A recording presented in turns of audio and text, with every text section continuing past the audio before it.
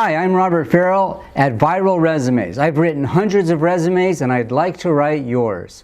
Today I'll be talking about imposter syndrome, something so many of us struggle with, and I'm going to tell you how to turn it into an advantage in your job interview. Once I was having dinner with an old friend from college I hadn't seen in a long time. We hadn't been seated long when he said, "I feel like I'm always faking it at work. I feel like I don't know what I'm doing." I was surprised to hear this because in college, my friend was one of the smartest, most capable, and seemingly most competent people I knew. He was a natural leader. It wasn't until later that I was reminded of the term imposter syndrome, and I realized that's what my friend was suffering from. Most of us struggle with imposter syndrome. We are sure that we will be publicly exposed as frauds. But there's a reason, the real reason, and a very simple reason why we suffer from this.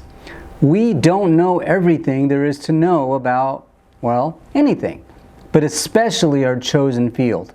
We have this false idea that only and if we knew absolutely everything about our chosen field and can easily implement our knowledge, then we can declare ourselves not to be imposters. The truth is, we're not imposters, but we are incomplete, and we always will be.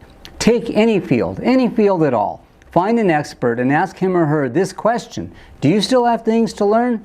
If they're being truthful and secure, they will smile and say, there's always something new to learn. In The War of Art, Steven Pressfield writes about golf, and he says, the student of the game knows that the levels of revelation that can unfold in golf, as in any art, are inexhaustible. But how does this help the job seeker? First, realize your fear of being an imposter is not unique. In fact, it's so commonplace, the problem is almost a boring cliche. Almost everyone feels this way, including the people who are interviewing you. Second, realize not knowing everything makes you teachable and thus far more likable and more hireable.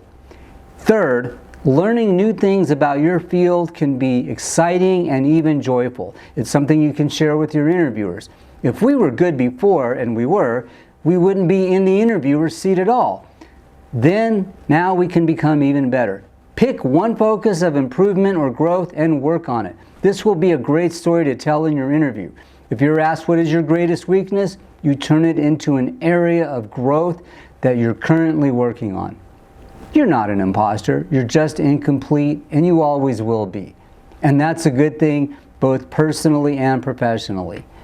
If you need help, give us a call or contact us at viralresumes.com.